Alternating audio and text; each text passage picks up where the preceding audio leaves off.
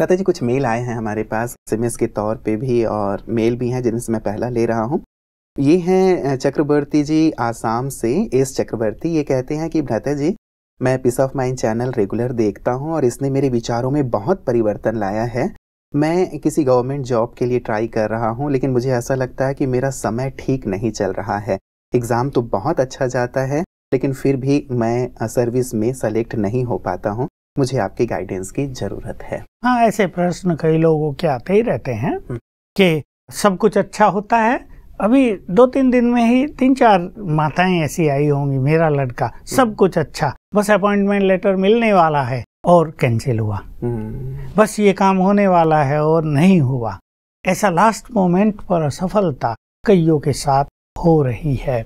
तो बहुत विस्तार से, थोड़े विस्तार से मैं इस बात को कहना चाहूँगा सभी भाई बहनों के लिए कि ये मनुष्य के पूर्व जन्मों के और इस जन्म के पास्ट के जो कर्म हैं या जो मनोस्थिति है वो हमारे परिणाम को इफेक्ट करती है। कई लोग सोचते हैं हमने बहुत अच्छी स्टडी की है, हमारे इतने ही मार्क्स आने चाहिए, पर वो देखते हैं कि नहीं आए या कईयों के ज़्यादा आ गए। अखबारों में हमारे यहाँ रोज आ रहा है कि एग्जामिनर ने बिना कॉपी चेक किए ही फर्स्ट क्लास दे दिया है, उस पर केस हो गए हैं, उसकी इंक्वायरी हो रही है, किसको दिया, क्यों दिया, सब फंसते जा रहे हैं। तो कहीं ना कहीं आजकल की दूषित वृत्तियां, स्वार्थ भाव इन चीजों को इफेक्ट कर रहा है। तो पास्ट का और इस जीवन के पास्ट का इफेक्ट जो मनुष्य के वर्तमान पर पड़ रहा है, इसको जरा वॉश ऑफ करना ही पड़ेगा मनुष्य को। और इसके लिए बहुत अच्छा तरीका है राजयोग का अभ्यास, ताकि जो कुछ भी पूर्व में हुआ है वो इस योग की अग्नि में जलकर नष्ट हो जाए। क्योंकि योग बहुत बड़ी शक्ति है। भारत का ये राजयोग जिसकी महिमा सारा संसार गाता है, जिससे युग बदलता है, कलयुग सतयुग में बदलता है, जिससे मनुष्य देवत्व को प्राप्त करता है, जिससे मनुष्य को मुक्ति और जीवन मुक्ति का वरदान मिल जाता है, जिससे वो परमात्मा मिलन का सच्चा सुख प्राप्त करने लगता है। ऐसा राजयोग सभी को सीखकर 1 घंटा रोज उसका अभ्यास अवश्य करना चाहिए। जिनको ऐसे ऐसे कटु अनुभव हो रहे हैं कि सब कुछ सफल होते होते लास्ट मोमेंट में असफलता, और अगर चाहें तो उनकी माता अगर ज्ञान योग का अभ्यास करती है या वो स्वयं एक 21 दिन की विघ्न विनाशक भट्टी कर लें और सवेरे उठते ही 7 बार याद करें, मैं मास्टर सर्वशक्तिवान हूँ, सफलता मेरा जन्म सिद्ध अधिकार है। और जब वो इंटरव्यू देने जा रहे हैं या एग्जाम देने जा रहे हैं या रिजल्ट उनके हाथ में आना है आज, तो सवेरे कम से कम 21 बार बहुत सच्चे मन से, खुले दिल से इसकी प्रैक्टिस करें। मैं मास्टर सर्वशक्तिवान हूँ क्योंकि भगवान की संतान हूँ और सफलता तो मेरा जन्म सिद्ध अधिकार है, वो मुझे आज मिलेगी ही। कॉन्फिडेंटली इस संकल्प को करें, आज बस ये सफलता मेरे हाथ में आने जा रही है। और जो मैंने कहा 21 दिन की विघ्न विनाशक भट्टी, वो कोई भी कर सकता है, किसी के लिए भी कर सकता है। मैं मास्टर सर्वशक्तिवान हूँ, विघ्न विनाशक हूँ, ये स्वमान ऐसे ही 5 या 7 बार याद करके फिर 1 घंटा राजयोग मेडिटेशन कर लें। तो अगर कोई मार्ग में विघ्न काम कर रहा हो तो वो दीवार हट जाएगी और वो जो सफलता के अभ्यास किए वो बिल्कुल सामने आने लगेंगे। तो इनको भी यही करना चाहिए। और ये इनकी समस्या नहीं, इन्होंने अच्छा पूछा। बहुतों के सामने ये ऐसी क्रिटिकल पोजीशन आती है, एकदम खुशी का माहौल होते होते उदासी में बदल जाता है। 2-3 माताओं ने तो आज और कल में ही अपने बच्चों के ये अनुभव सुनाए। तो लगता है कि भाई कोई विशेष बाधा आगे आकर रुकावट डाल रही है, इसको हटाना ही होगा। बिल्कुल, चलिए हमारी शुभकामना रहेगी भ्राता जी की जल्दी से जल्दी जॉब भी मिल जाए और ये जो स्थिति बन जाती है सचमुच इससे ज्यादा निराशा होती है कि बहुत हमने मेहनत की, बस हाथ में आने ही वाली थी जीत और वो फिसल गई, तो यहाँ बहुत ज्यादा निराशा हो जाती है। भ्राता जी अगला हमारे पास जो एसएमएस आया है, ये कहते हैं ओम शांति भाई जी, मेरा लौकिक वर्क बस कंडक्टर का है, तो इस वर्क में मैं उतना ज़्यादा योगाभ्यास नहीं कर पाता क्योंकि कभी सुबह की ड्यूटी होती है, कभी रात की ड्यूटी होती है और साथ ही मुझे ट्रैवलिंग भी करनी पड़ती है, तो मुझे बाहर भी भोजन करना पड़ता है। कृपया बताएं कि मैं अपनी स्थिति को कैसे अच्छा रखूं। हम लोगों ने भी बसों में बहुत यात्रा की, कंडक्टर से कई लोग लड़ाई झगड़ा भी कर लेते हैं और कहीं कहीं जरा डिबेट भी अच्छी भारी हो जाती है उनसे। बेचारे बहुत पोलाइट तो रहते हैं पर कभी कभी उन्हें भी गुस्सा आ जाता है, झगड़ा कर बैठते हैं। तो इनके पास और कई अवसर हैं, जैसे रोज जिस टाइम भी ये यात्रा पर चलें तो 5 मिनट अच्छा योग अभ्यास करके चलें और कोई भी एक स्वमान अपने मन में निश्चित करके चले कि आज सारा दिन मैं इस स्वमान का बार बार अभ्यास करूंगा। और जब टिकट दें, ये जाएं टिकट देने या लोग इनके पास आए, तो ये एक बार उन्हें आत्मा जरूर देखें, ये धुन लगा दें ये आत्माएं हैं, ये आत्माएं हैं। इससे इनके वाइब्रेशंस बहुत अच्छे हो जाएंगे, इनके प्रति लोगों का सम्मान बहुत अच्छा हो जाएगा, क्योंकि इनका व्यवहार बहुत पोलाइट हो जाएगा, बड़ा मधुर हो जाएगा। और जैसे ये टिकट आदि दे दें, फिर इन्हें बैठने को भी तो समय मिलता है, तो उस टाइम ये अच्छा योग अभ्यास कर सकते हैं। कई तरीके हैं। मैं लाइट हाउस माइट हाउस फरिश्ता हूँ, मुझसे वाइब्रेशंस फैल रहे हैं, 3 मिनट भी अभ्यास कर लें। बस एक उस चीज की मेंटल प्लानिंग की जरूरत है कि अब मैं खाली हो गया हूँ, अब मैं कर लेता हूँ। सामने देख रहे हैं, मान लो ऐसी सीट पर बैठ गए कि सामने देख रहे हैं, तो मैं आत्मा हूँ और मुझसे लाइट निकलती जा रही है, सामने पड़ती जा रही है, तो वाइब्रेशंस फैलते जाएं। कभी शिव बाबा से बातें करते रहें कि बाबा आप हमें मिल गए, कितना अच्छा आपने हमें अवसर दिया जीवन में, हम तो कैसे साधारण लोग थे, आपने आकर हमें महान बना दिया। ऐसे शिव बाबा से बातें भी करते रहें। रही बात भोजन की, अब जब इनको रहना ही बाहर है तो ये ऐसे ढाबे, ऐसे रेस्टोरेंट अपने ख्याल में रखें, इन्हें पता ही होता है, बस रोकते हैं जाके लोग, तो शाकाहारी भोजन, लहसुन प्याज के बिना भोजन ये खाएं और भोजन को दृष्टि देकर 7 बार अभ्यास करें, मैं परम पवित्र आत्मा हूँ। तो क्योंकि बाहर हैं, कोई ऐसी बात नहीं, इनकी परिस्थिति है, तो उसका प्रभाव इन पर कुछ नहीं आएगा। और ये इसको बहुत सीरियसली न लें कि मैंने यहाँ खा लिया। भाई चाय पीनी पड़ती है कभी कभी कंडक्टर को, आदत न हो तो अच्छी बात है, पर कहीं पी ली दृष्टि दे के ये अभ्यास करके, तो उससे कोई हमारे स्थिति पर विशेष प्रभाव नहीं आने वाला है। बस केवल अपने मन में शिव बाबा के प्रति बहुत लग्न बनाएं और ये सब अच्छे अभ्यास करें।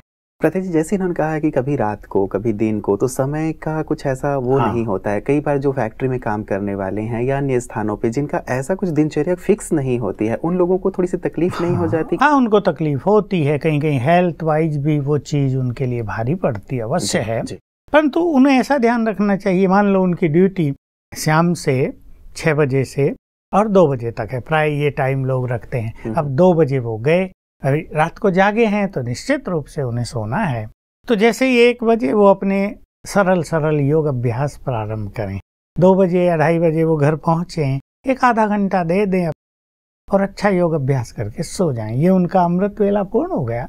और फिर जब भी वो उठें, मान लो 9-10 बजे वो उठेंगे, 6-7 घंटे नींद उन्हें चाहिए, तो जब भी उठें फिर वैसा ही अभ्यास शुरू करें जैसा वो अमृत वेले से करते थे।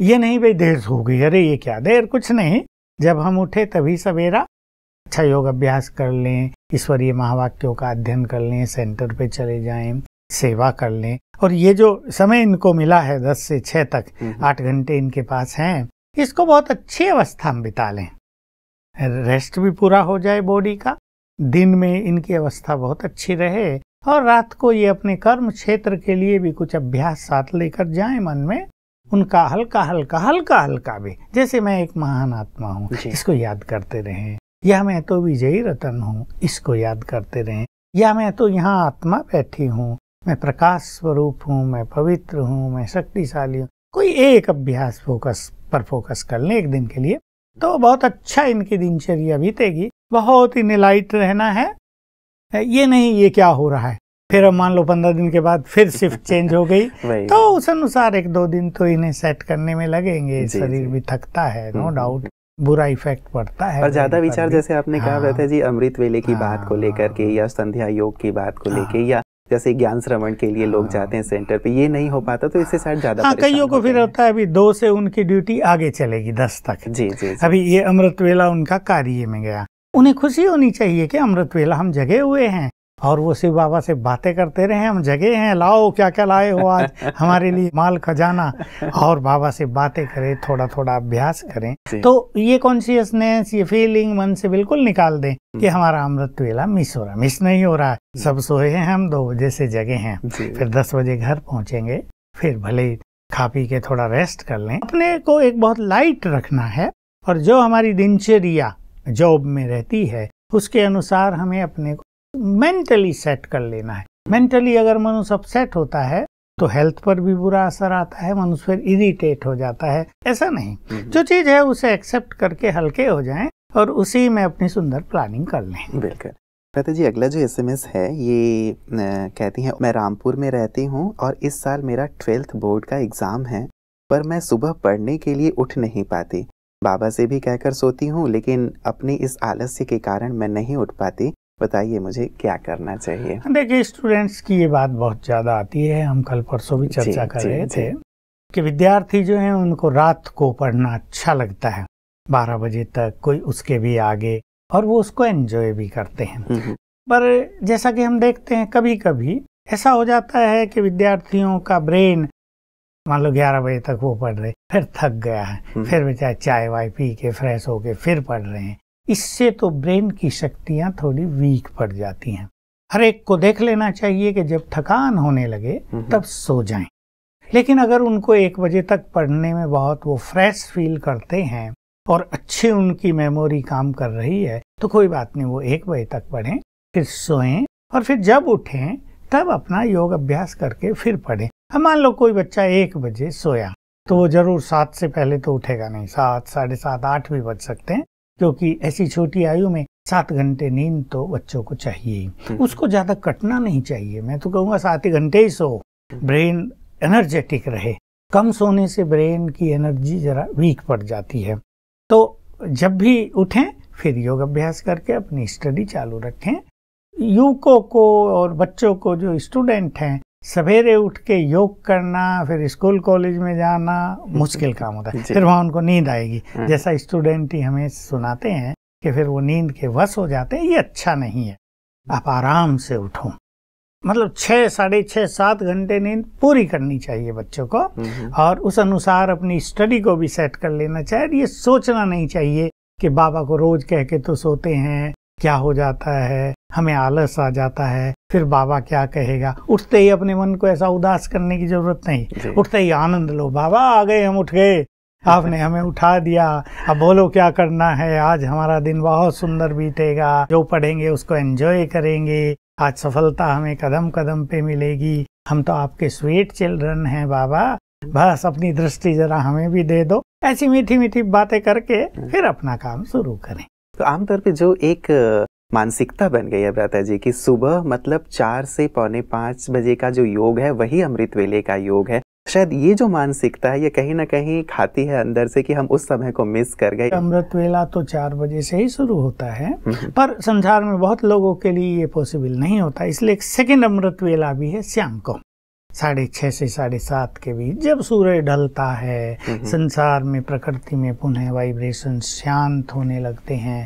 तब भी अगर मनुष्य ज्यादा नहीं, आधा घंटा निकाल कर भी बहुत अच्छा योग अभ्यास करे तो उसे बाबा से वरदान मिलेंगे और उससे मेंटल सेटिस्फेक्शन बहुत अच्छा होगा। क्योंकि मैंने ये बाबा के मुख से ही सुना था, कुछ लोगों ने बाबा को कहा था, बाबा हमें हाई ब्लड प्रेशर है, हम सवेरे नहीं उठ सकते हैं, हमें रात को देर से नींद आती है, तो क्या करें। तो बाबा ने उन्हें रिलैक्स किया था, कोई बात नहीं, शरीर को भी तो देखना है, शाम को इस तरह योग किया करो। चलिए, बहुत बहुत शुक्रिया भ्राता जी, आपने सुंदर प्रकाश दिया है। यदि सुबह किसी कारण से नहीं उठ पा रहे हैं तो शाम का समय भी हमारे पास योग के लिए एक उपयुक्त समय है, उस समय जरूर योग का अभ्यास कर लें। आज के सुंदर प्रकाश के लिए आपका बहुत बहुत शुक्रिया। मित्रों, जैसे मैंने शुरुआत की थी, एक बहुत सुंदर और बड़ी बात हो जाती है। अच्छे अनुभव जब हमें प्राप्त होते हैं तो जीवन में उत्साह भी आता है, शक्ति भर जाती है और उस परम सत्ता के लिए भी हमारा प्यार, विश्वास और सम्मान बढ़ता चला जाता है। कहीं मैंने ये पढ़ा था कि जो ईश्वर की याद में रहते हैं, ईश्वर उनके लिए सोचने का भी कार्य करते हैं, अर्थात ईश्वर उनकी जिम्मेवारी उठा लेते हैं। कितनी सुंदर बात है ना। यदि उनका ध्यान किया जाए, उनकी याद में रहा जाए तो हमारे लिए सोचने का, हमारे जीवन के हर बड़े निर्णय लेने का कार्य भी यदि वो करने लगे तो जीवन कितना निष्कंटक हो जाता है। लेकिन इसका भाव ये कतई नहीं है कि हम जानबूझ करके ऐसे स्थानों पे जाया करें जहाँ पे ऐसी समस्याएं क्रिएट हो सकती हैं। हम यदि ऐसे जंगलों में चले जाएं जहाँ सचमुच जंगली जानवर हैं, ये जानते हुए कि सचमुच वहाँ पे खतरा है, और हम ये कहें कि ईश्वर मेरी रक्षा करेंगे, तो ये ठीक नहीं है। जैसे पहले भी मैंने एक बात शेयर की थी कि कोई एक व्यक्ति, यंग लड़का जू में शेर के बाड़े में कूद गया, शायद ऑस्ट्रेलिया की घटना थी, और ये कहने लगा कि ईश्वर मेरी रक्षा करे, ईश्वर मेरी रक्षा करे, लेकिन रक्षा नहीं हो पाई। ईश्वर ने हमें विवेक दिया है, ये समझ दी है कि हमें वास्तव में क्या करना चाहिए और क्या नहीं करना चाहिए। लेकिन जीवन में कई बार अनायास ऐसी घटनाएं हो जाती हैं जहां हम नहीं सोचते हैं कि हमें ये करने से क्या होगा, क्या नहीं होगा। ऐसी घटनाओं के समय सचमुच उनकी मदद हमें बहुत मिलती है, और यदि हम ध्यान में रहते हैं तब तो उनकी शक्ति, उनका बल, उनका मार्गदर्शन हमें अवश्य प्राप्त होता है। आप भी उनके याद में, उनके ध्यान में मग्न रहें। उनकी रक्षा, उनकी सुरक्षा, उनका आशीष आपको भी प्राप्त होता रहेगा। नमस्कार।